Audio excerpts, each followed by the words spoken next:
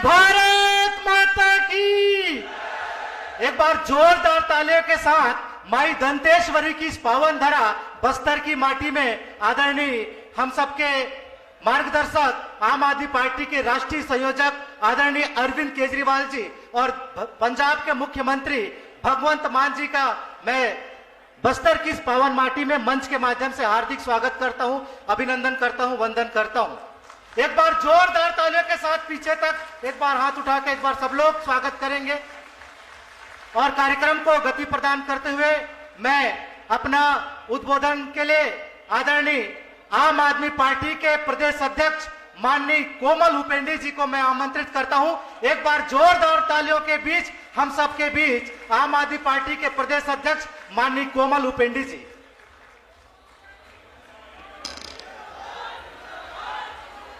बोले भारत माता की, छत्तीसगढ़ महतारी की जय, बस्तर जय, बस्तर। मां दंतेश्वरी की पावन धरा बस्तर के पावन माटी में आज हम सबके बीच आम आदमी पार्टी के राष्ट्रीय संयोजक और दिल्ली के लोकप्रिय मुख्यमंत्री माननीय अरविंद केजरीवाल सर और पंजाब के लोकप्रिय मुख्यमंत्री माननीय भगवंत मान सर का आगमन हुआ है। मैं आप सबके तरफ से, सभी क्रांतिकारी साथियों की तरफ से स्वागत और अभिनंदन करता हूं। मंचस्थ उपस्थित छत्तीसगढ़ के लाडले सपूत आम आदमी पार्टी के राष्ट्रीय संगठन महामंत्री डॉक्टर संदीप पाठक सर, प्रदेश में आम आदमी पार्टी के प्रभारी आदरणीय संजीव झा सर, मंचस्थ उपस्थित समस्त अतिथिगण, दूर दूर से आए, बस्तर के सुदूर अंचलों से आए हमारे सभी आम आदमी पार्टी के क्रांतिकारी साथियों, आज का जो हुजूम है जो कि बीजापुर से लेके कांकेर तक और पूरे प्रदेश के हमारे कार्यकर्ता आए हैं, आप सभी का जो हुजूम देख के आज मुझे बस्तर का इतिहास याद आ रहा है। मुझे गर्व है कि इसी बस्तर से जब जड़ जंगल और जमीन को लूटने के लिए अंग्रेजों का जो हुकूमत यहाँ पे शासन करता रहा, इसी बस्तर से भूमकाल आंदोलन जैसे आंदोलन हुए जो कि गुंडा धुर के नेतृत्व में उन्होंने अंग्रेजों को लोहे के चने चबा दिए। मुझे याद आ रहा है सन 1774 की क्रांति, जो पहला आदिवासी आंदोलन था जो कि बस्तर से जिसकी शुरुआत हुई थी। जल जंगल और जमीन की लड़ाई के लिए उन्होंने क्रांति की, जिसकी शुरुआत यहां पे आदिवासियों ने की थी। आज मुझे याद है कि जब ग्राम सभा के अधिकार जब छीने जा रहे हैं, बस्तर के सुदूर अंचल सिलगेर में 2 साल से लगातार आदिवासी आज भी यहां अपने हक और अधिकार के लिए जल और जंगल जमीन की लड़ाई लड़ रहे हैं। आज हसदे में जिस तरह से जंगल काटे जा रहे हैं, वहां भी आदिवासी लगातार अपने जल जंगल और जमीन की लड़ाई लड़ रहे हैं। इसलिए मुझे फक्र हो रहा है, गर्व हो रहा है कि जब छत्तीसगढ़ को कांग्रेस और भारतीय जनता पार्टी की सरकारें छलने का, धोखा देने का काम कर रही है, तो आज बस्तर से फिर से आगाज हो रहा है ये भ्रष्ट सरकारों को उखाड़ फेंकने का। और इसलिए मैं आप सबका आज स्वागत और अभिनंदन करना चाहता हूं। साथियों, मैं 1-2 बात और कहना चाहता हूं कि छत्तीसगढ़ में आज सुदूर अंचलों में जो स्कूलों की स्थिति है, बस्तर में भी वही हाल है। बस्तर में कोई भी ऐसा स्कूल नहीं जहां शिक्षा की व्यवस्था बेहतर हो। आज सुदूर गांव के बच्चे स्कूलों में शिक्षकों के लिए आंदोलन कर रहे हैं, भवन जर्जर है, बड़ा दुर्भाग्य है। मैं कभी कभी याद करता हूं कि जब मुठभेड़ होता है बस्तर के जंगलों में, पुलिस के सिपाहियों को इलाज के लिए यहाँ पे कोई अस्पताल नहीं है, हेलीकॉप्टर से उठा के रायपुर में निजी अस्पताल में इलाज किया जा रहा है। बहन जो कि प्रसव पीड़ा से ग्रसित होती है, अस्पताल जाना होता है, खाट में उठा के उसे अस्पताल तक ले जाया जाता है।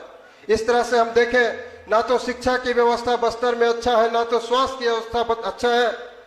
लगातार आदिवासी अपने हक अधिकार की लड़ाई लड़ रहे हैं, यहाँ के अनुसूचित जाति समाज के लोग लड़ रहे हैं, ओबीसी वर्ग जो कि बस्तर में बड़ी संख्या में रहते हैं वे भी लगातार अपने अधिकार की लड़ाई को लेकर लड़ रहे हैं, लेकिन इसके बावजूद ना तो प्रदेश की सरकार ना तो केंद्र की सरकार हमारी बात को, यहाँ के लोगों की बात को सुन रही है। इसलिए आज की जरूरत है कि अब तक बहुत हो चुका। भारतीय जनता पार्टी की सरकारें, कांग्रेस पार्टी की सरकारें दिल्ली और पंजाब में हमारे नेता माननीय अरविंद केजरीवाल जी के नेतृत्व में दिल्ली में जिस तरह सरकार काम कर रही है, जिस तरह से पंजाब में हमारी सरकार काम कर रही है, छत्तीसगढ़ के लोगों के भी उम्मीदें आम आदमी पार्टी की तरफ और माननीय अरविंद केजरीवाल जी की तरफ है। और इसलिए प्रदेश की जनता ने और विशेषकर हम कहें बस्तर की जनता ने तय कर लिया है कि अब बहुत हो चुका, अब ईमानदार सरकार छत्तीसगढ़ में बनाएंगे और निश्चित रूप से हम सब पूरे तन्मयता के साथ, पूरी ताकत के साथ चुनाव लड़ेंगे और आने वाले समय में सरकार बनाएंगे। पुनः आप सभी ने हमारी बात सुनी, आप सबको धन्यवाद। माननीय हमारे नेता आप सबके बीच उपस्थित है। निश्चित रूप से आज का दिन हम सबके लिए ऐतिहासिक दिन होगा और आने वाला समय बस्तर के लिए बहुत ही बेहतर दिन होने वाला है। आप सभी को धन्यवाद। जय हिंद, जय जोहार, जय बस्तर। बहुत बहुत धन्यवाद आदरणीय कोमल उपेंद्र जी। एक बार जोरदार तालियों के साथ अभिवादन करेंगे। इसके पश्चात हम सबको जिनका इंतजार था, आम आदमी पार्टी के नेता, आप सब लोग राज्यसभा सांसद से देखते आ रहे हैं, लोकसभा से देखते आ रहे हैं, और पंजाब के मुख्यमंत्री हरमन प्यारे, आप सबके दिल में बसने वाले आदरणीय भगवंत मान साहब का मैं इस बस्तर की पावन धरा में एक बार जोरदार तालियों के बीच आमंत्रित करता हूं। एक बार जोरदार पूरे उत्साह के साथ आदरणीय मान साहब। सत श्री अकाल। वाह जी, वाह जी। बस्तर की इनकलाबी धरती, क्रांतिकारी लोगों की धरती, मां दनेश्वरी की धरती, दंतेश्वरी माता की धरती, और अपने हकों के लिए लड़ने वाले और जुल्म के खिलाफ अड़ने वाले लोगों की धरती बस्तर की। सबको मेरा नमस्कार, सत श्री अकाल। आप लोग इतनी भारी गिनती में, इतनी भारी संख्या में चल के आए हैं। ये मंजर जो है, ये आज से 1.5 साल पहले, आज 16 तारीख हो गई, 16 सितंबर, आज पंजाब में सरकार बने को पूरा 1.5 साल हो गया। 1.5 साल पहले ये वाला मंजर हम पंजाब में देखते थे कि इतना कट होता था, लोग अपने आप आते थे और नारे लगाते थे, अपनी गाड़ियां लेके आते थे, खुद ब खुद आते थे। ये बदलाव की निशानी है। आज हमारे बीच छत्तीसगढ़ की पूरी टीम है, हमारे बीच राज्यसभा के मेंबर हैं जो आपकी धरती को बिलोंग करते हैं, यहां से उनका नाता है। डॉक्टर संदीप पाठक जी माननीय सांसद हैं, यहां के प्रधान साहब, प्रभारी साहब हैं, पूरी टीम हमारी बैठी है। पंजाब से भी मुझे कुछ एमएलए मेरे नजर आ रहे हैं जो यहां पे काम कर रहे हैं। और सबसे बड़ी बात यह है, हमारे बीच वो आदमी है जिसने हेलीकॉप्टर में उड़ने वालों को रोड शो और डोर शो करने लगा दिया, मेरा मतलब अरविंद केजरीवाल। पहले वो नीचे नहीं उतरते थे, हेलीकॉप्टर से ऐसे ऐसे करके वो डल जाते थे। उनको पता था लोग कहां जाएंगे, 5 साल बाद हमारे पास ही आएंगे।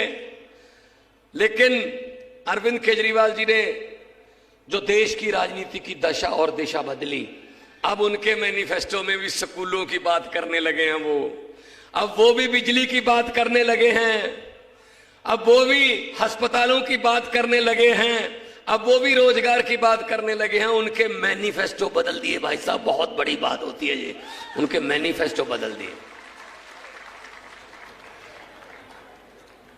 छत्तीसगढ़ की धरती को भगवान ने बहुत कुछ दिया है, जंगल है, कोयला है, बहुत कुछ है, लोग बहुत मेहनती हैं। लेकिन एक बात की कमी रह गई, नेता अच्छे नहीं मिले, वो लूट लूट के खा गए, वो खा गए लोगों के पैसे को, खजाने को लूट के खा गए। वो किसी नदिया के घाट पे अगर ये नेता लोग बस जाते, किसी नदिया के घाट पे अगर ये नेता लोग बस जाते तो आम लोगों के प्यासे होंठ भी 2 बूंद पानी के लिए तरस जाते। गनीमत है, शुक्र है कि मौसम पर हुकूमत चल नहीं सकती, वरना सारे के सारे बादल भी इनके खेतों में ही बरस जाते। कुछ नहीं छोड़ा इन्होंने, शहीदों के कफनों में से पैसे खा गए, शहीदों के कफन में से पैसे खा गए।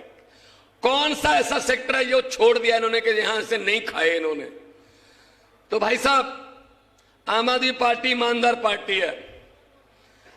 दिल्ली के कामों के बारे में आपको सब कुछ पता है, कैसे स्कूल वहां सरकारी स्कूल शानदार बन गए। 4 लाख के आसपास बच्चे प्राइवेट स्कूलों से निकालकर अब उनके माता पिता ने सरकारी में उनकी एडमिशन करवा दिया है। और दिल्ली में वो काम कर दिया अरविंद केजरीवाल जी ने जो 75 साल तक जो अपने आप को बड़े बड़े नेता कहलाने वाले नहीं कर सके थे। दिल्ली के स्कूलों में एक ही बेंच पर एक जज का बेटा, एक कलेक्टर का बेटा और एक झुग्गी झोपड़ी वाले या रिक्शे वाले का बेटा एक ही बेंच पर बैठकर पढ़ते हैं। भाई साहब, आप सोच सकते हैं कब कि आपका बच्चा वहां पढ़ेगा उस स्कूल में जहां जज का बेटा पढ़ रहा है, जहां नेता का बेटा पढ़ रहा है? सोच सकते हो आप? नहीं सोच सकते। ये काम करना अगर आता है तो अरविंद केजरीवाल जी को आता है, जो खुद एक बहुत बड़े अफसर थे, इनकम टैक्स कमिश्नर थे, नौकरी छोड़ के देश की सेवा में आ गए। कौन छोड़ता है भाई साहब? कोई चपरासी की नौकरी नहीं छोड़ता। इनकम टैक्स के कमिश्नर थे, वो छोड़ के देश की सेवा में आ गए। ये भी पता था आलोचना होगी, ये गालियां देंगे, गालियां देते रहते हैं। बिजली फ्री कर दी दिल्ली में, पंजाब में भी हमने बिजली फ्री की गारंटी दी। मार्च में सरकार बनी, 16 मार्च को सेरेमनी थी। 1 जुलाई से, पिछले साल की 1 जुलाई से पंजाब में लगभग 85 से 90% घरों को बिजली का बिल 0 आता है जी। और बिजली 24 घंटे आती है, बिल नहीं आता। और बिजली बोर्ड पर भी कर्जा नहीं हमने चढ़ाया, उनको भी पैसे दिए। हमने 664 1.5 साल में 664 आम आदमी क्लिनिक खोल दिए। 50 लाख से ज्यादा लोग वहां से दवाई लेके ठीक होके जा चुके हैं। 40 किस्म के टेस्ट हैं, 90 किस्म की दवाइयां वहीं पे मिलती हैं। हमने दिल्ली से सीखा था ये इस्तेमाल। जो तजर्बा जो है ना, वो कहीं से भी मिले, ले लेना चाहिए। कहते हैं कि तजर्बा जो है ना, एक्सपीरियंस वो कंगा है जो आदमी को तब मिलता है जब वो गंजा हो जाता है। फिर कंगे का फायदा क्या भैया, गंजे ही हो गए। इसलिए दूसरों का तजर्बा इस्तेमाल करो। कंगा उस समय ले लो जब आपके सर पे बाल हो। दूसरों का तजर्बा जो है वो काम आता है। हम दिल्ली का तजर्बा यूज कर रहे हैं। और क्या कहते हैं, हमें क्या कहते हैं? केजरीवाल फ्री बिजली दे रहा है, केजरीवाल फ्री शिक्षा दे रहा है, केजरीवाल फ्री इलाज करवा रहा है। ये फ्री की रेवड़ियां बांट रहा है। मोदी जी कहते हैं ये फ्री की रेवड़ियां बांट रहा है। मैं उनको पूछना चाहता हूं, हां, अगर किसी गरीब को 300 यूनिट माफ कर दिए बिजली के, किसी गरीब की शिक्षा, बच्चे की फीस माफ कर दी, किसी गरीब का इलाज फ्री में करवा दिया, तो ये फ्री की रेवड़ी जो 15 लाख वाला पापड़ आपने बेचा था वो कहां गया? फिर 15 लाख, घर में 15 लाख आ जाएगा। देखो, इंद्र देवता भी खुश है। कोई बात नहीं, कोई बात नहीं, बैठिए। तो हम आपको ये कहने के लिए आए हैं कि इनकी बातों में मत आना। ये नए नए जुमले सुनाएंगे। इनके जुमले जो हैं उनके झांसे में मत आना, क्योंकि ये 15 लाख वाला जुमला निकला। और कई बार ये कह चुके हैं इतने करोड़ नौकरियां दे देंगे, ये कर देंगे, वो कर देंगे। कुछ नहीं किया भाई साहब, लूटने के सिवा।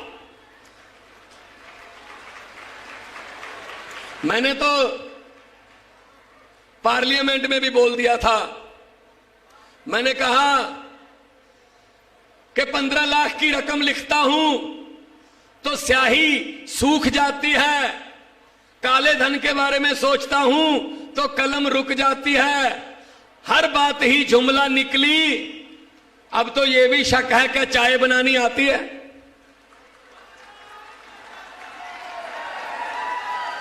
चाय भी नहीं बनानी आती होगी, वो भी जुमला ही होगा भाई साहब। तो आज छत्तीसगढ़ की धरती पर कोई बात नहीं, कोई बात नहीं, बारिश हो रही है, लेकिन आपकी जो यहां पर ये जुनून जो है ये बता रहा है। देखो कुर्सियां नीचे होती हैं, लेकिन आपने कुर्सियां सर के ऊपर रख ली हैं। इस किस्म की रैली भी आम आदमी पार्टी कर सकती है। बस ये कुर्सियां इनके नीचे से छीनकर पब्लिक को देनी है, बस यही हमारा मैनिफेस्टो है, यही हमारा मैनिफेस्टो है। 2-3 मिनट की बात है, क्योंकि सामने मुझे नजर आ रहा है, बिल्कुल क्लियर आसमान नजर आ रहा है। तो आपको ऐसे जुनून के साथ आते हुए देखकर दिल को खुशी हुई। और जो अरविंद केजरीवाल को गालियां देते हैं, उनको ये डर है कहीं अरविंद केजरीवाल ये पूरे देश में ना फैला दे अस्पतालों वाली बात, शिक्षा वाली बात, बिजली वाली बात, रोजगार वाली बात। अगर पूरे देश में फैल गई तो हम क्या करेंगे, हमारे कमीशन मर जाएंगे, हम प्राइवेट सेक्टर को बेच रहे हैं सब कुछ। आपको पता ही होगा भाई साहब, आपको पता ही होगा मोदी जी का नारा, एक देश एक दोस्त। बस एक दोस्त है, उसी को लुटा रहे हैं सब कुछ। तो मैं पूछना चाहता हूं बीजेपी वालों को कि बीजेपी वालों, जब भी आप पब्लिक के पास जाने वाले हैं और लोग आपसे ये पूछने वाले हैं कि आप अपने एक ही दोस्त को सब कुछ लुटाने वाले हैं, वैसे भी 6-8 महीने में आप देश से जाने वाले हैं, लेकिन जाते जाते तो बता दो कि अच्छे दिन कब आने वाले हैं। अच्छे दिनों वाला जुमला जो था वो, जो अच्छे दिनों वाला जुमला था वो जुमला निकला। तो आज आपके पास वाह जी, आपका जुनून, बहुत बहुत आपके लिए, इस बात के लिए शुक्रिया। बस्तर की धरती पर आज कुछ नया सोच, नया विचार लेके जाना है, बदलना है ये सिस्टम। बहुत हो गया, 70 साल हो गए, 70 साल हो गए इन्होंने कुछ नहीं किया। 1.5 साल हो गए भाई साहब पंजाब में सरकार बने हुए, आज पूरे 1.5 साल हुए हैं। पूरी 36,097 सरकारी नौकरियां देकर आपके सामने खड़ा हूं मैं। 36,097 सरकारी नौकरियां। पुलिस में भर्ती हुई, बिजली बोर्ड में एसडीओ रखे गए, पटवारी रखे गए, नए क्लर्क रखे गए, नए हर एक विभाग में ऑफिसर रखे गए। हर किस्म की भर्ती हो रही है और लगातार चल रही है। पेपर होता है, हमारे यहां पेपर लीक नहीं होता है, हमारे पेपर लीक नहीं होता है, पेपर होता है। और जिसके नंबर आते हैं, जिसके नंबर आ जाते हैं मेरिट में, उसको सरकार घर से लेके आती है, तेरा नंबर आ गया, तुझे इतनी तारीख को नौकरी मिलेगी। कोई पैसा नहीं, कोई सिफारिश नहीं। आप में से कितने लोग बेरोजगार हैं? कुर्सियां खड़ियां करके बताओ कितने बेरोजगार? सारे बेरोजगार। देखो बेरोजगारी हाल। तो ये बेरोजगारी दूर करनी है, अब आप बता दीजिए, एक बात मैं आपसे पूछने वाला हूं, अगर आदमी कोई, अब आपको कैसे नौकरी मिलेगी, मैं इसका कारण बता रहा हूं। अगर कोई आदमी थोड़ा कामयाब हो जाता है, पैसे वाला हो जाता है, तो उसके 50 दोस्त निकल आते हैं। मेरा दोस्त है ये, बचपन में हम इकट्ठे खेलते थे। अगर वो आदमी एमपी जब मुख्यमंत्री हो जाता है तो हजारों दोस्त निकल आते हैं। हम इकट्ठे खेलते थे, आप नाम लेके देखना मेरा, मुझे पर्सनली जानते हैं। अगर प्रधानमंत्री बन जाए तो हजारों दोस्त निकल आते हैं, क्लास फेलो निकल आते हैं। जो नहीं भी पढ़ते थे उस कॉलेज में वो भी कहते हैं मैं इनके साथ पढ़ा हूं। लेकिन मुझे ताज्जुब, हैरानी है, 9.5 साल हो गए, मोदी जी का एक भी क्लास फेलो बाहर नहीं आया कि मेरे साथ पढ़ते रहे हैं वो।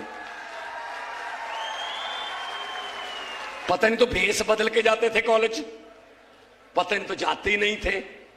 अभी क्या किया है, जीएसटी लगा दिया सब चीजों पर।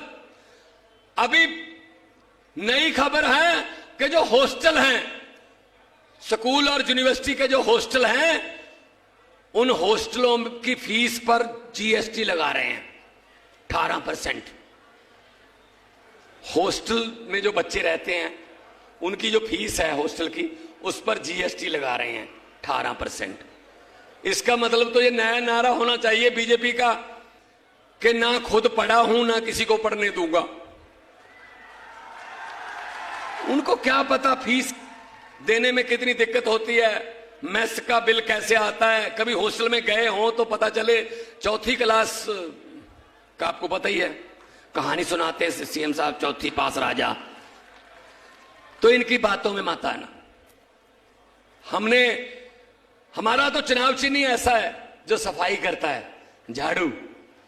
और आपको पता है, जब से झाड़ू चुनाव चिन्ह है, ये बीजेपी वालों ने अपने घर में जो सफाई वाले हैं उनको ये बोल रखा है सीधा पोछा लगाया करो, झाड़ू घर में नहीं आना चाहिए। ये सफाई करता है तो झाड़ू की सफाई तो हो। ये झाड़ू से हम पहले सिर्फ दुकान या मकान साफ करते थे, अब इस झाड़ू से अरविंद केजरीवाल की अगुवाई में पूरा हिंदुस्तान साफ किया जाएगा जी।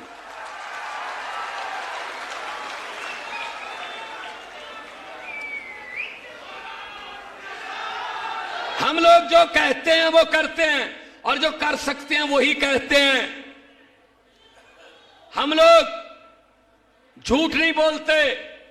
हम लोग आम घरों से निकले हुए हैं। हमारे दादा, हमारे बाप कोई राजनीति में नहीं थे। हम तो देश को बचाने के लिए निकले हैं। रामलीला ग्राउंड से एक पार्टी निकली, उसके हम सदस्य हैं। और हुकूमत वो करते हैं जिनका दिलों पर राज होता है। यूं कहने को तो मुर्गे के सर पे भी ताज होता है।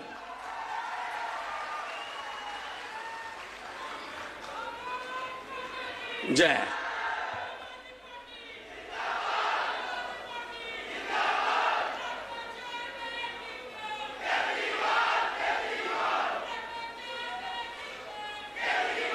बहुत अच्छी, बहुत अच्छी। ये देखो कितने सालों की भड़ास है जो निकल रही है। ये आम नारे नहीं है, ये किराए पे नहीं लेके आए हम इनको कि मोदी मोदी बोलना है। ये ऑर्गेनिक है, ऑर्गेनिक। यही फायदा है, बस यही है। ऐसे पता चल जाता है कि क्या होने वाला है। पंजाब में भी ऐसा होता था, बिल्कुल ऐसा होता था। मुझे लग रहा है मुझे पता ही नहीं चल रहा मैं कहां बोल रहा हूं। ये पंजाब में संगरूर में बोल रहा हूं या बस्तर में बोल रहा हूं, मुझे फर्क नहीं नजर आ रहा। क्योंकि समस्याएं भी एक जैसी हैं, उसका हल भी एक ही है। आम आदमी पार्टी, एक ही हल है बस। हमने भ्रष्टाचार के विरुद्ध पूरी मुहिम चलाई। बड़े बड़े मंत्रियों को पकड़ के अंदर किया जेल में, जिनके घरों से हमें नोट गिनने वाली मशीनें मिली। इतने नोट कमाए कि नोट गिनने वाली मशीनें रखनी पड़ रही थी उनको। वो सारा पैसा हम अटैच करके उनकी प्रॉपर्टीज, सारा पैसा पंजाब के खजाने में आ रहा है और खजाने का मुंह लोगों की तरफ कर दिया। बिजली फ्री, इलाज फ्री, शिक्षा, स्कूल अच्छे बन रहे हैं, रोजगार मिल रहा है, इंडस्ट्री आ रही है। यही करना छत्तीसगढ़ में, यही यहां पे होगा, क्योंकि इनको पता नहीं है। इनको ये लग रहा था 5 साल मैं, 5 साल तू, 5 साल मैं, 5 साल तू, बारियां थी इनकी, बारियां। अंग्रेज जो हैं उन्होंने तो 200 साल इकट्ठे लूटा था, ये हमारे वाले 5-5 साल की किश्तें देते हैं हमें। और जितनी लूट इन्होंने की है, अंग्रेज भी शर्मिंदा होंगे कि 200 साल में हम उतना नहीं लूट पाए जितना जो इंडिया वाले अपने आप को ही लूट के, अपने आप को ही कुछ भी बोल देते हैं जी, कोई भी बात बोल देते हैं जी। कोई है कोई इनका दीन ईमान? हमारे देश को उतना अंग्रेजों ने नहीं लूटा जितना हमारे वालों ने लूट लिया। तो ये लूट बंद करनी है और लोगों को आगे लेके आना है। आपके बच्चों को हमने आगे लेके आना है। जो नेता हैं उनके नेताओं के बेटों को और उनके बेटों को, बच्चों को, रिश्तेदारों को बोल दो कि अपना बोरी बिस्तरा बांध लें, आम लोगों के बेटे बेटियां आ रहे हैं, आम बच्चे।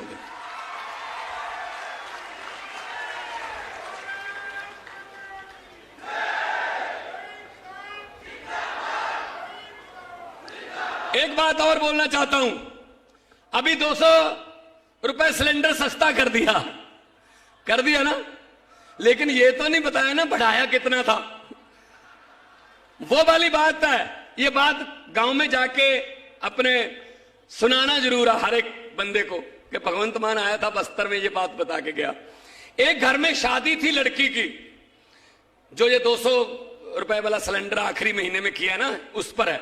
लड़की की शादी थी, घर जिम्मेदार बड़े थे, तो उन्होंने कहा बड़ी शादी करनी है, एक प्यारी बेटी है, उसके लिए सामान इकट्ठा किया। बड़े बड़े टीवी, सोने के गहने, चांदी के गहने और ये अलमारियां, बड़े बड़े बेड, बहुत सामान इकट्ठा किया कि बेटी को देना है। एक रात पहले, अगले दिन बारात आनी थी, एक रात पहले डाकुओं को पता चल गया कि इस घर में माल है, शादी है। तो डाकू ट्रक लेके आए, उन्होंने लड़की वालों के सारे परिवार को एक कमरे में अंदर जिंदा लगा दिया, ताला लगा दिया और सारा सामान ट्रक में भर लिया, सोना चांदी सब। चलने से पहले डाकुओं का जो सरदार था उसने पूछा, लड़की का परिवार कौन से कमरे में बंद है? वो कहते सरदार इस कमरे में है। खोलो, खोला और अंदर जाके बोला किस लड़की की शादी है? वो बेचारी डरती डरती खड़ी हुई, मेरी है जी।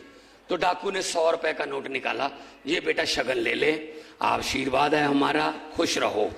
चले गए।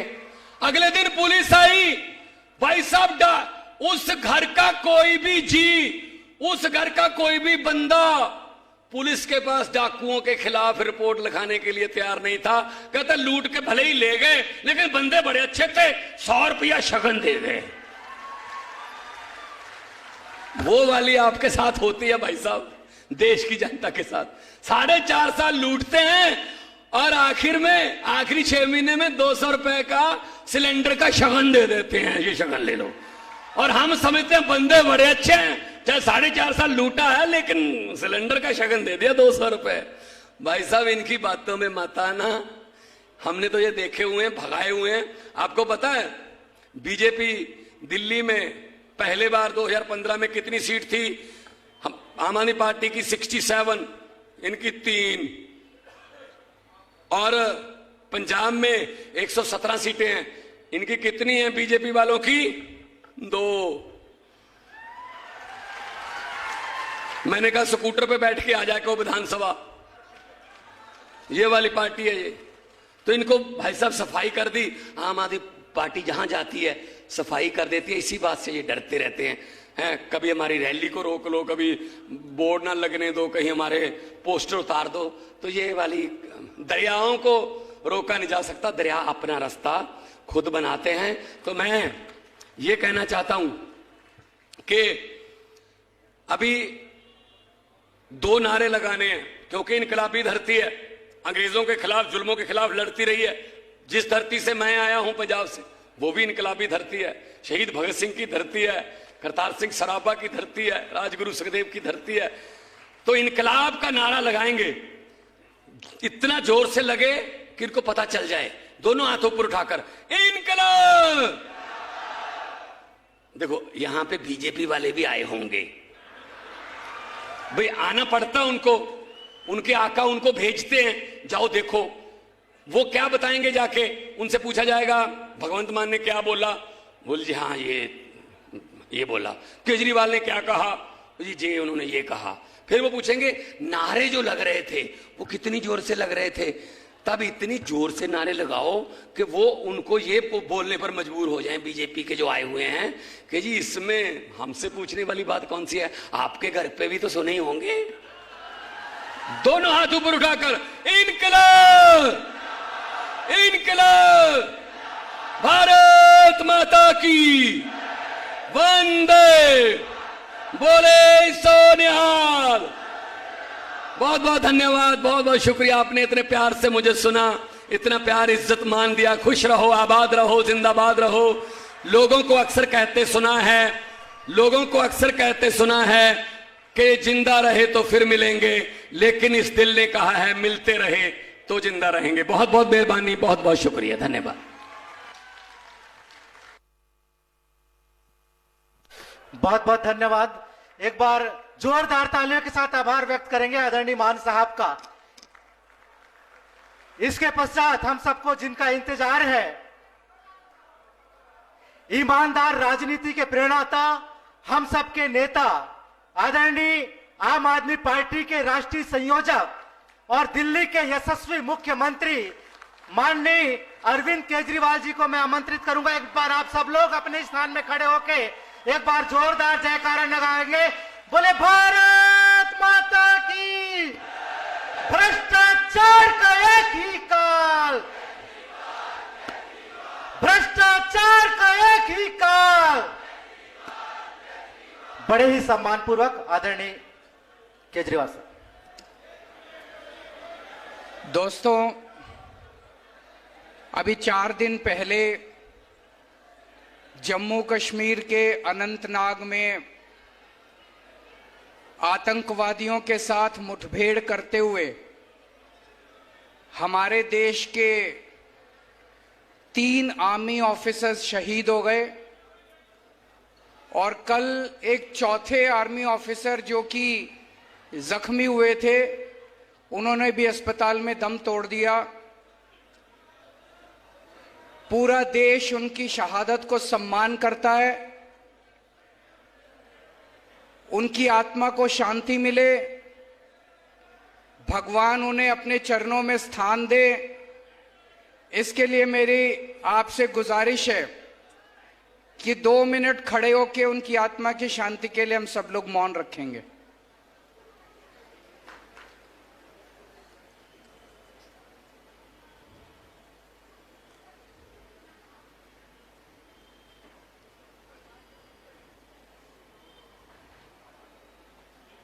ओम शांति शांति।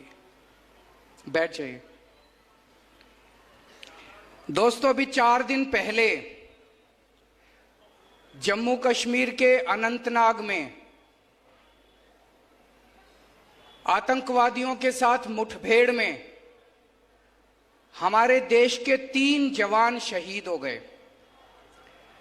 कर्नल मनप्रीत सिंह पंजाब के रहने वाले थे, मेजर आशीष ढोंचक हरियाणा के रहने वाले थे,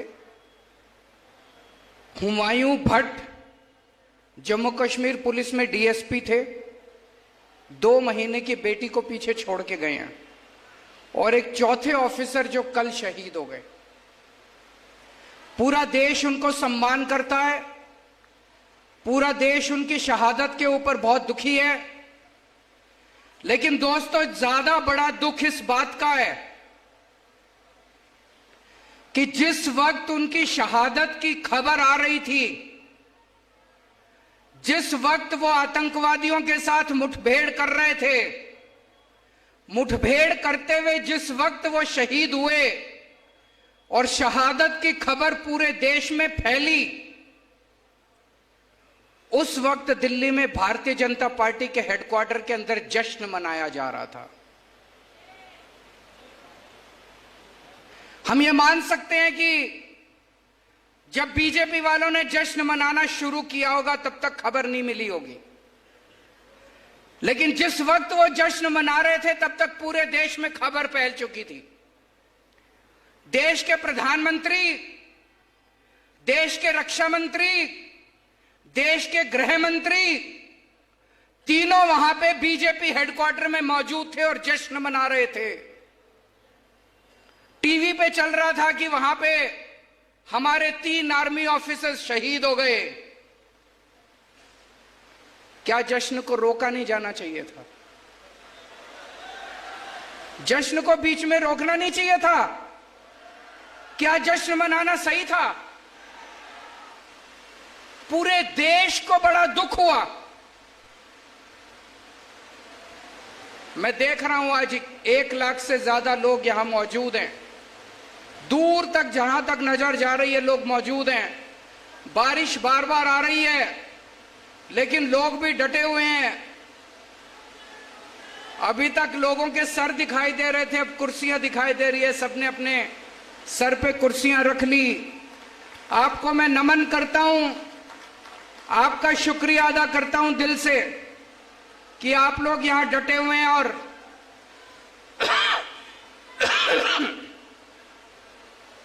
सारा देश इस बात से ज्यादा दुखी है।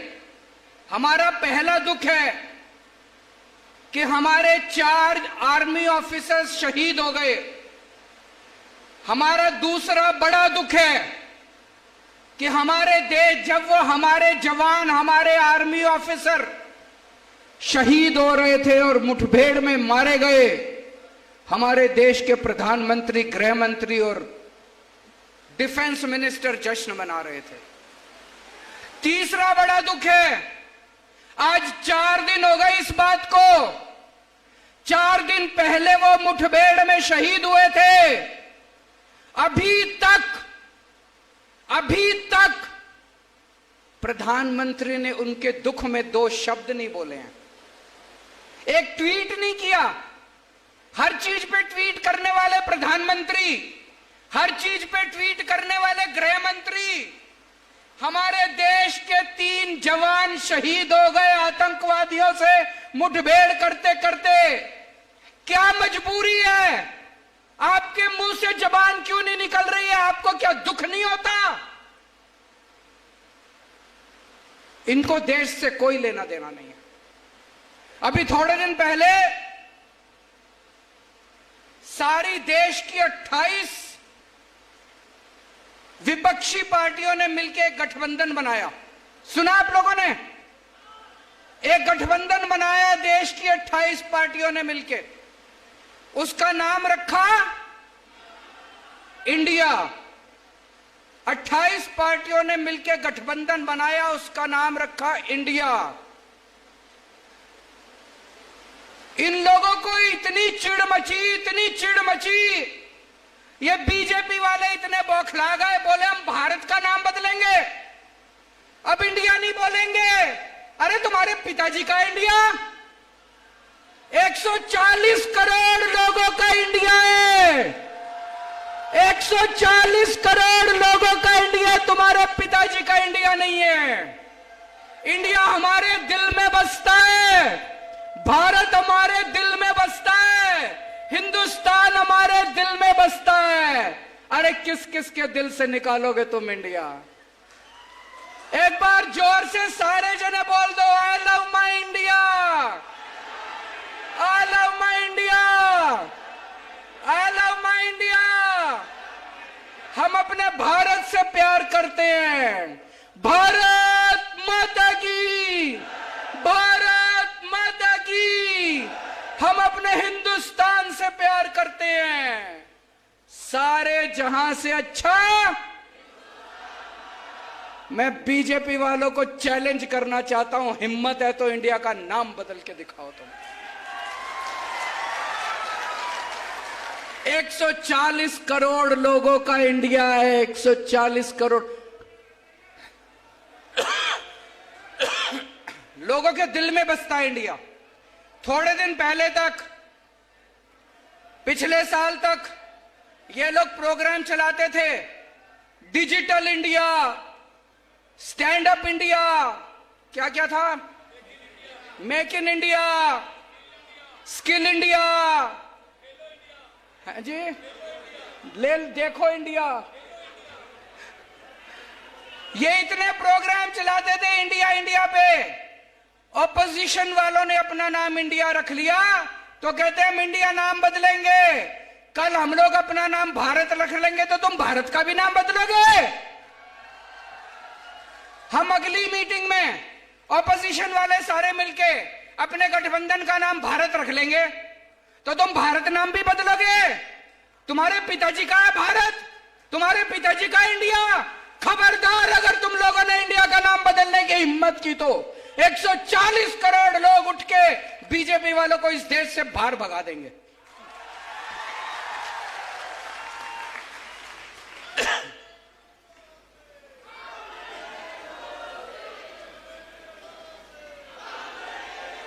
दोस्तों, पहले दिल्ली के लोग बहुत दुखी थे।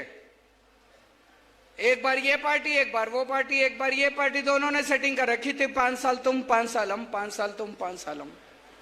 पंजाब के लोग बहुत दुखी थे, वहां भी एक बार ये पार्टी, एक बार वो पार्टी, एक बार ये पार्टी, एक बार वो पार्टी। दिल्ली के लोगों ने तय कर लिया अब दोनों पार्टियों का बेड़ा गर्क करो। दोनों पार्टियों को हटा के दिल्ली के लोगों ने एक नई पार्टी को मौका दिया, आम आदमी पार्टी को। हमने इतना अच्छा काम करा, इतना अच्छा काम करा, लोगों के स्कूल बनवाए, अस्पताल बनवाए, बच्चों के रोजगार का इंतजाम करा, बच्चों की शिक्षा का इंतजाम करा, बिजली फ्री कर दी। 3 बार लोगों ने जम के बहुमत दिया हमको, 3 बार, तीसरी बार सरकार बन गई हम लोगों के पंजे। फिर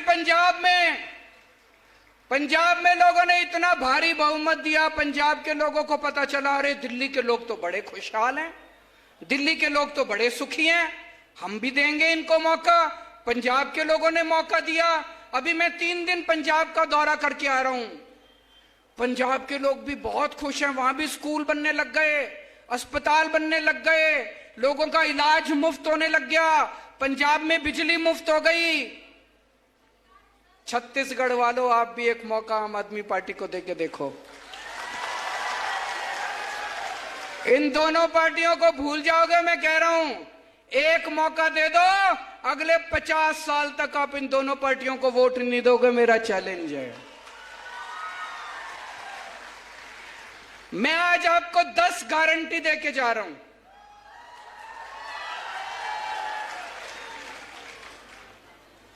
ये बीजेपी वाले आएंगे, कांग्रेस वाले आएंगे, कहेंगे शपथ पत्र है हमारा, संकल्प पत्र है, मैनिफेस्टो है।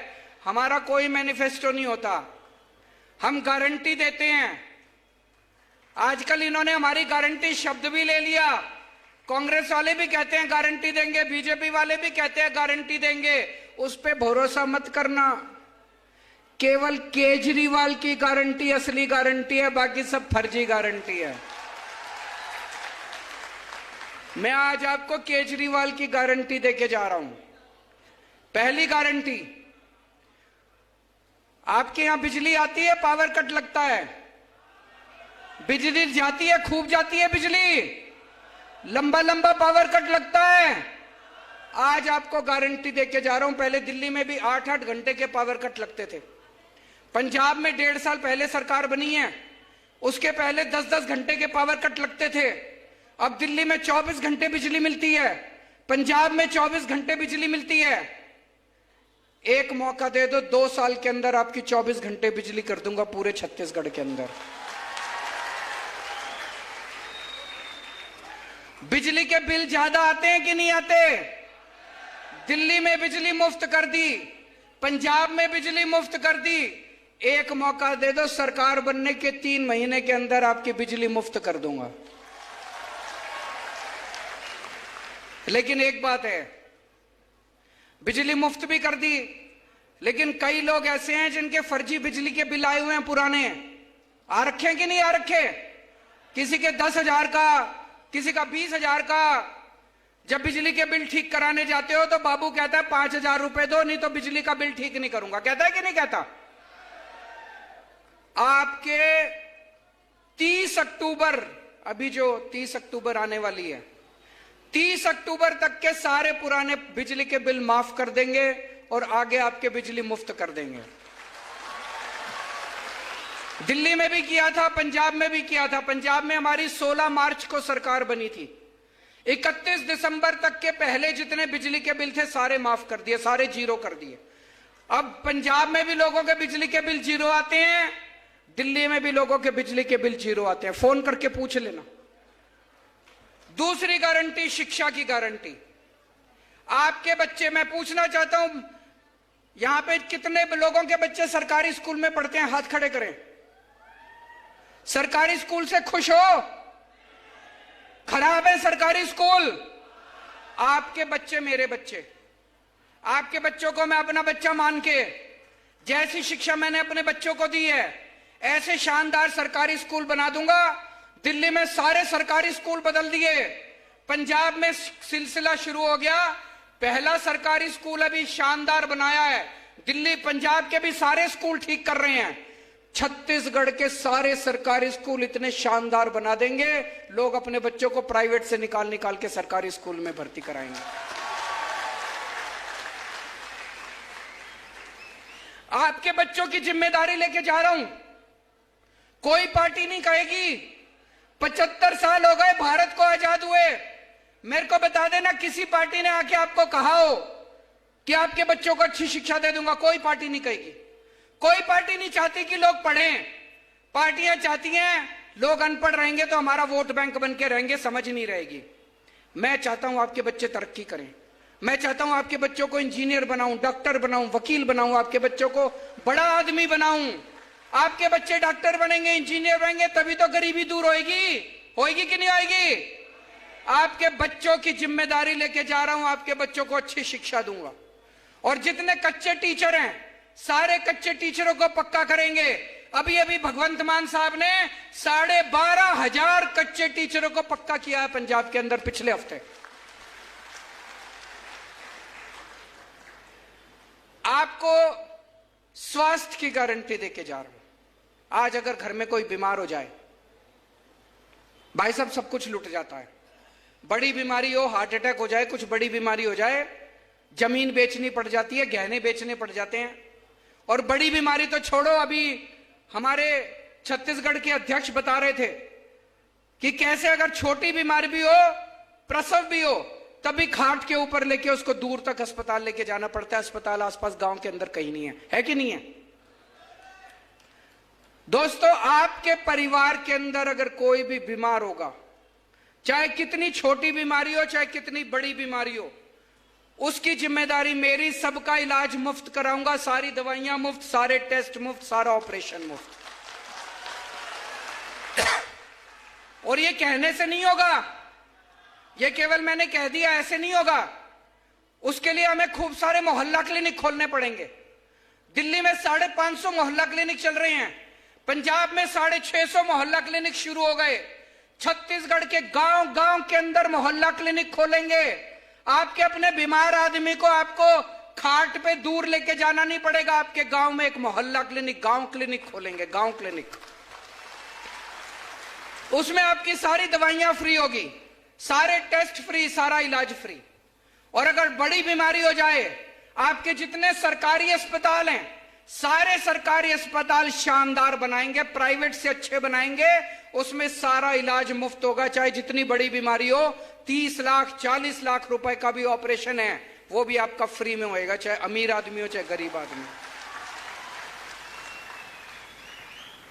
पैसा कहां से आएगा इतना?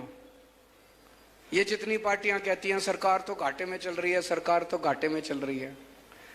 जब मैंने दिल्ली में मुख्यमंत्री का पद संभाला तब भी ये सारी पार्टियां कहती थी सरकार घाटे में चल रही है, सरकार अब दिल्ली सरकार फायदे में चल रही है। मैंने सबकी बिजली मुफ्त कर दी, शानदार स्कूल बना दिए, सबके बच्चों को फ्री में शिक्षा दे रहा हूं, सबका इलाज मुफ्त कर दिया। फिर भी मेरी सरकार फायदे में चल रही है, घाटे में नहीं चल रही। 1.5 साल पहले भगवंत मान साहब ने पंजाब का कार्यभार संभाला, उसके पहले सारी सरकार कहती थी 3 लाख करोड़ का कर्जा हो गया पंजाब पे, पंजाब सरकार घाटे में चल रही है, पैसा नहीं है करने के लिए। ये पैसा भी ले आया, पता नहीं कहां से लाया, और सबकी बिजली भी मुफ्त कर दी, 650 मोहल्ला क्लिनिक भी खोल दिए। अभी किसानों की फसल बर्बाद हुई थी, उनको खूब मुआवजा भी दिया, सारे काम कर रहा है। इसके पास तो पैसे की कमी नहीं है, क्यों? ईमानदार आदमी है। ईमानदार सरकार चुनो, पैसे की कोई कमी नहीं है। इन लोगों ने जो लूटा इतने साल से, इन्हीं से पैसा निकलवाएंगे। इतनी रेड मारी है भगवंत मान ने पंजाब में, पुराने नेताओं पे, पुराने मंत्रियों पे नोट गिनने की मशीनें निकली हैं उनके घरों से, इतने नोट निकले हैं। उन सारे नोटों से उनसे पैसा ले लेके, पैसा वापस ले लेके जनता का इलाज मुफ्त कर दिया, जनता की शिक्षा मुफ्त कर दी। भ्रष्टाचार खत्म करेंगे। एक एक पैसा छत्तीसगढ़ का जो ये लूट के ले गए हैं, इनसे सारा पैसा वापस लेंगे और एक एक पैसा छत्तीसगढ़ के लोगों के विकास के ऊपर खर्च होगा। दूसरी बात, आप जब पटवारी के पास काम कराने जाते हो, दफ्तर में काम, पैसे मांगते हैं कि नहीं मांगते? ये रिश्वतखोरी बंद करेंगे। दिल्ली में हमने एक फोन नंबर दिया है 1076, दिल्ली से ही लगता है, यहां से नहीं लगेगा। उस नंबर पे फोन करो, आप बोलो मेरे को राशन कार्ड बनवाना है, वहां से आवाज आएगी हम आपके घर कितने बजे आए राशन कार्ड बनाने। आपको राशन कार्ड बनाने के लिए कहीं जाने की जरूरत नहीं है, आपके घर आती है सरकारी अफसर, आपके घर आता है काम करने के लिए। छत्तीसगढ़ में होना चाहिए नहीं होना चाहिए? रिश्वतखोरी बंद करेंगे, भ्रष्टाचार बंद करेंगे।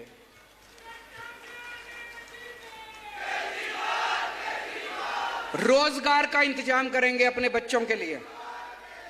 आज हमारे इतने सारे युवा यहां पे बेरोजगार घूम रहे हैं।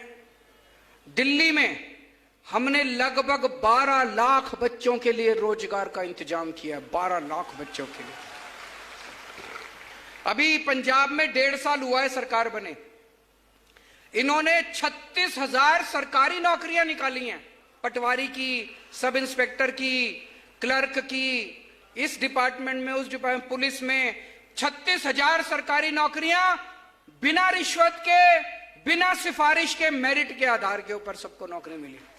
मैं देख रहा था सोशल मीडिया पे, गांव गांव के अंदर पंजाब में ढोल बजा रहे हैं, हमारे गांव के लड़के को नौकरी, सरकारी नौकरी मिल गई, हमारे गांव के लड़के को सरकारी नौकरी मिल गई। क्यों ढोल क्यों बजा रहे हैं? पहले सबको पता था रिश्वत देके होती थी, बिना रिश्वत के गरीबों के बच्चों को, आम लोगों के बच्चों को सरकारी नौकरियां मिल रही हैं। छत्तीसगढ़ में भी आपके लिए नौकरी का इंतजाम करेंगे। अभी 3 लाख प्राइवेट नौकरियों का इंतजाम किया है भगवंत मान ने, 3 लाख। 36,000 सरकारी नौकरियां दी हैं, 3 लाख प्राइवेट नौकरियों का इंतजाम किया है। और जब तक आपके लिए भी, आपके बच्चों के लिए भी नौकरी का इंतजाम करेंगे, और जब तक नौकरी नहीं मिलती तब तक 3,000 रुपए हर महीने बेरोजगारी भत्ता दिया जाएगा हर बेरोजगार।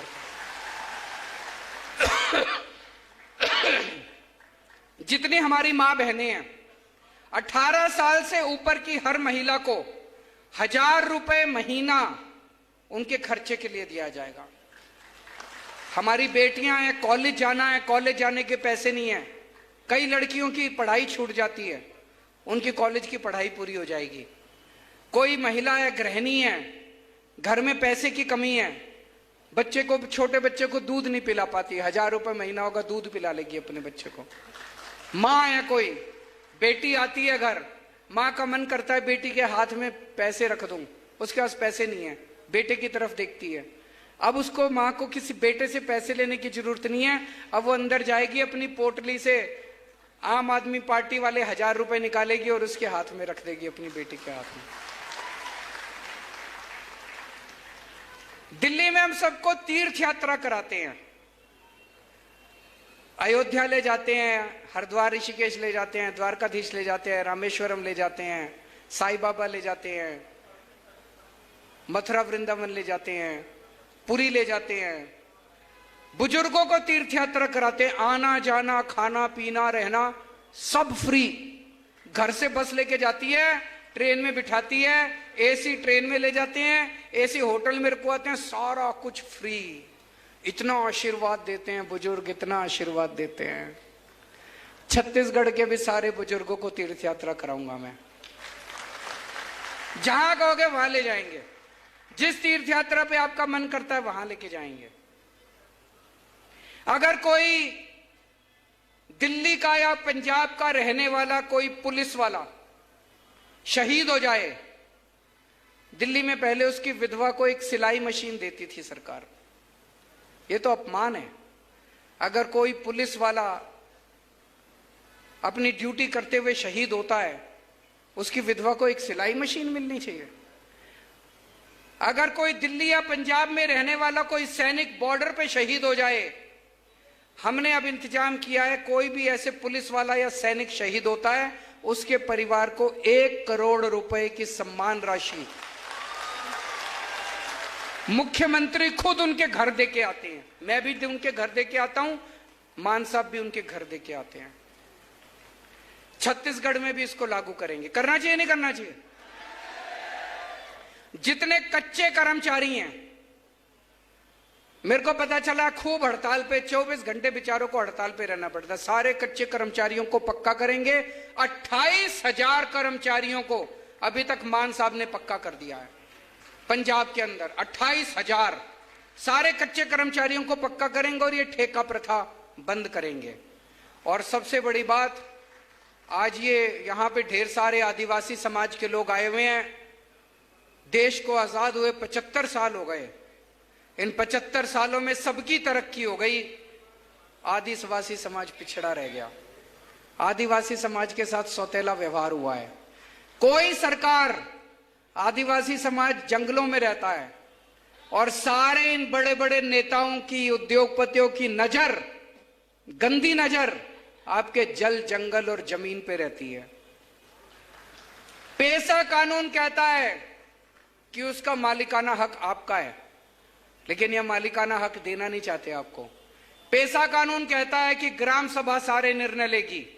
ग्राम सभा जो निर्णय लेगी वो प्रधानमंत्री भी उस निर्णय को नहीं पलट सकता। पेशा कानून में लिखा है, ग्राम सभा सुप्रीम है। आज तक सारी पार्टियों की सरकार आई, किसी ने लागू नहीं किया। क्यों? उनकी नीयत खराब थी, उनकी नजर आपके जल, जंगल, जमीन और जितने मिनरल्स हैं उसके ऊपर थी। हमारी नीयत साफ है, सरकार बनने के 1 महीने के अंदर पेशा कानून लागू कर देंगे और ग्राम सभा को सारे अधिकार देंगे।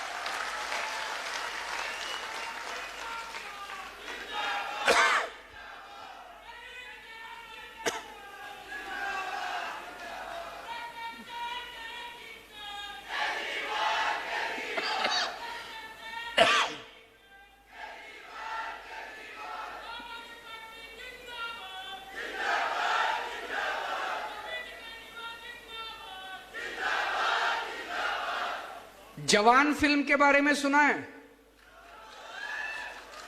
किस किस ने देख ली?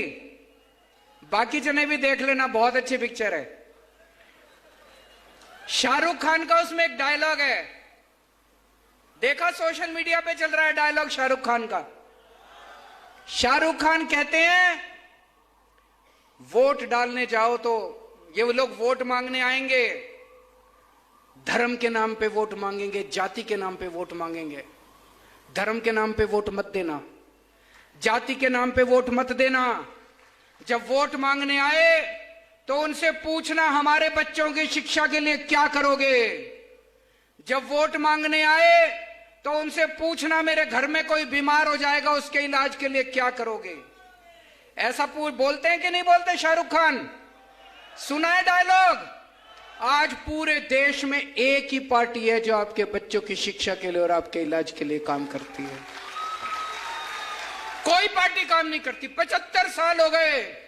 इन 75 सालों में अगर इन पार्टियों ने काम कर लिया होता तो हम लोगों को आम आदमी पार्टी बनाने की जरूरत नहीं पड़ती। हम नेता बनने नहीं आए, हमें नेतागिरी करनी नहीं आती, हमें राजनीति करनी नहीं आती। मैं इनकम टैक्स में कमिश्नर था। भगवंत मान साहब बहुत बड़े आर्टिस्ट थे, टीवी पे आया करते थे। हम खुश थे अपनी जिंदगी में। अगर इन पार्टी वालों ने, इन नेताओं ने 75 साल में कुछ कर लिया होता तो शाहरुख खान को जवान बनाने की जरूरत नहीं पड़ती, हमको आम आदमी पार्टी बनाने की जरूरत नहीं। केवल आम आदमी पार्टी, खुल के मैं बोल रहा हूं, और मैं चैलेंज करता हूं कोई और पार्टी का नेता बोल दे कि मेरे को वोट दो, मैं आपके बच्चों के लिए अच्छी शिक्षा का इंतजाम करूंगा, मैं आपके बच्चों के लिए स्कूल बनाऊंगा, आपके बच्चों के लिए रोजगार का इंतजाम करूंगा। हमें वोट दो, हम आपके लिए अस्पताल बनाएंगे, मोहल्ला क्लिनिक बनाएंगे, आपके घर के लोगों का अगर बीमार होंगे तो उनके इलाज का इंतजाम करेंगे। कोई पार्टी नहीं बोलती है, केवल आम आदमी पार्टी बोलती नहीं है, करके दिखाया है हम लोगों ने। अच्छा एक चीज बताओ, नेता किस टाइम काबू में आता है? चुनाव के टाइम में, है ना? केवल चुनाव के टाइम में काबू में आता है नेता, बाकी 5 साल शक्ल नहीं दिखाते। 5 साल चुनाव के टाइम में आते हैं, आपके सामने आपके पैर भी पड़ते हैं, फोटो भी खिंचाते हैं आपके साथ, आपकी जी हजूरी भी करते हैं, झूठे झूठे वादे करके जाते हैं।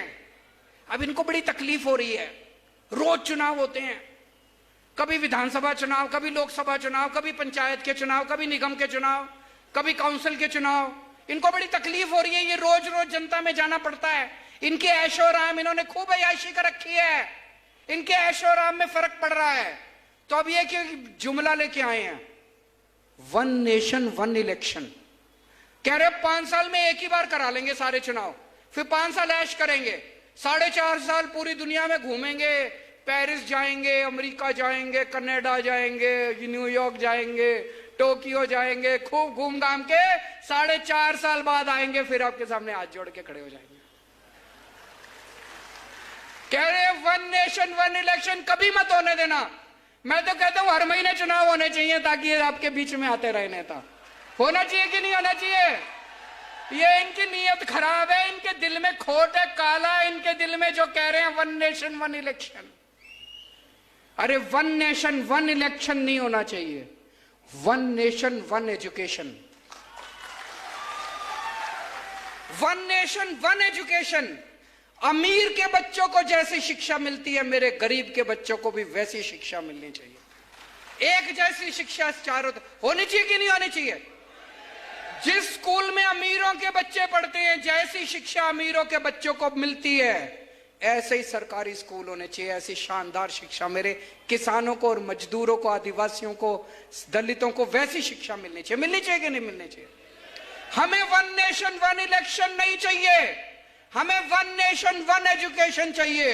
मेरे साथ जोर से बोलो, 1 नेशन 1 एजुकेशन, 1 नेशन 1 एजुकेशन।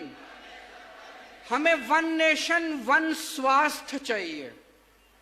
जैसा इलाज अमीरों को मिलता है, वैसा इलाज गरीबों को भी मिलना चाहिए। मेरे घर में कोई बीमार हो, मैं दर दर की ठोकरें खाता हूं, पैसे नहीं है मेरे पास, जेवर बेचना पड़ता है, जमीन बेचनी पड़ती है। क्यों? भारत में पैदा हुआ हूं, भारत सरकार की जिम्मेदारी है कि अगर मेरे घर में कोई बीमार हो तो मेरे को अच्छा इलाज मिलना चाहिए। भारत सरकार की जिम्मेदारी है, राज्य सरकार की जिम्मेदारी है। अगर वो जिम्मेदारी पूरी नहीं करते, इस्तीफा दे दें वो लोग। 1 नेशन 1 स्वास्थ्य चाहिए, एक जैसा स्वास्थ्य होना चाहिए। जैसे इनको फोर्टिस में, मैक्स में, अपोलो में बड़े बड़े अमीरों को जैसा इलाज मिलता है, मेरे सरकारी अस्पतालों में गरीबों को भी वैसा ही इलाज मिलना चाहिए। आज आप इतनी भारी संख्या में आए, इतना प्यार दिया, इतनी मोहब्बत दी, एक मौका देके देखो आम आदमी पार्टी को, आप सारी पार्टियों को भूल जाएंगे। भारत माता की। मैं सभी साथियों से निवेदन करूंगा कि अपने अपने स्थान पे खड़े हो जाएं।